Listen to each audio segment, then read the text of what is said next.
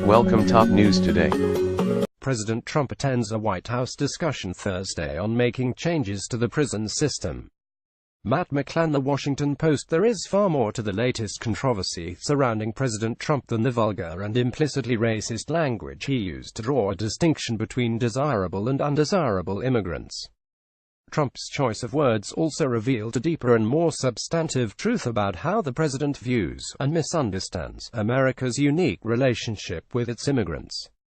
Trump claims to want, as he tweeted Friday morning, a merit-based system of immigration and people who will help take our country to the next level. Yet the president did not talk about the qualifications of the people he seeks to bring in, that they be scientists, engineers, doctors, to lawmakers in the Oval Office on Thursday. He focused on their origins, putting a preference on places like Norway, which consistently ranks among the richest nations in the world, over shithole countries.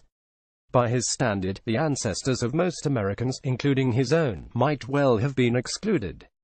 Hardship is traditionally what drives people to uproot and seek out opportunities elsewhere. It's the people who have the motivation, who have the push and drive to change the circumstances, who are the ones who take the risks to leave. And that tends to be a very positive set of personal characteristics for a country that is a receiving country, said Doris Meissner, a former commissioner of the U.S. Immigration and Naturalization Service during the Clinton administration, who is now a senior fellow at the Migration Policy Institute. The idea that if you're from a country that is a failing country, that somehow predicts or forecloses you from being able to succeed as an immigrant. I've never heard of anything like that, Meissner said. Trump's words, with the racial connotations, also suggest he wants to return to what has come to be regarded as one of the more shameful and xenophobic periods of immigration policy. In 1924, a set of laws was passed that set quotas limiting the number of people admitted to this country based on where they came from, with a goal of preserving the United States' ethnic homogeneity. The premise of national origin quotas was that some countries produce good immigrants, others produce bad immigrants, said NPR correspondent Tom Gelton, author of the 2015 book, A Nation of Nations: A Great American Immigration Story. There were actually scientific studies purporting to categorize countries according to the quality and characteristics of the people, and the quotas were devised in part on the basis of the testimony of expert opinion. Gelton said.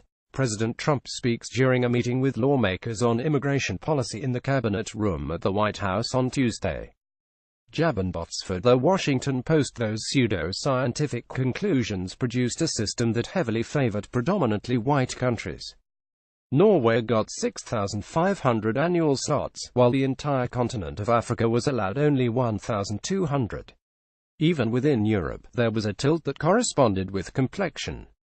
Northern and Scandinavian countries could send 142,483 a year. Eastern and Southern Europe, only 18,439. That system remained in place until 1965, when Lyndon B.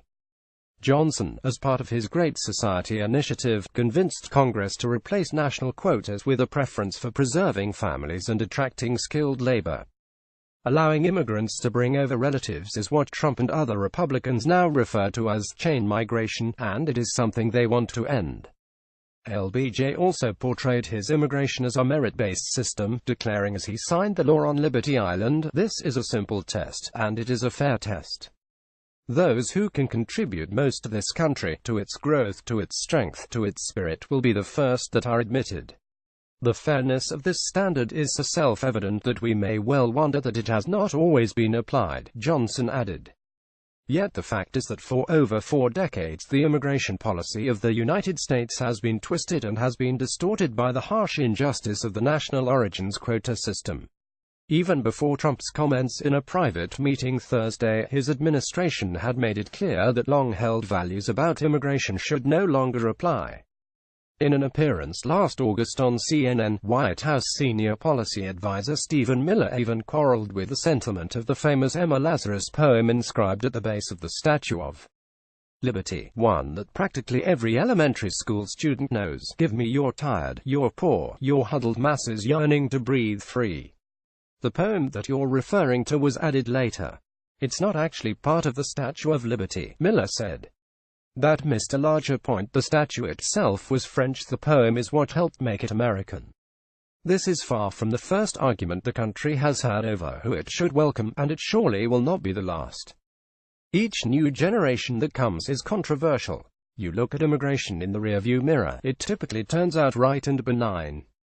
Look at it as it's happening, and it's always controversial and unwelcome, Meissner said.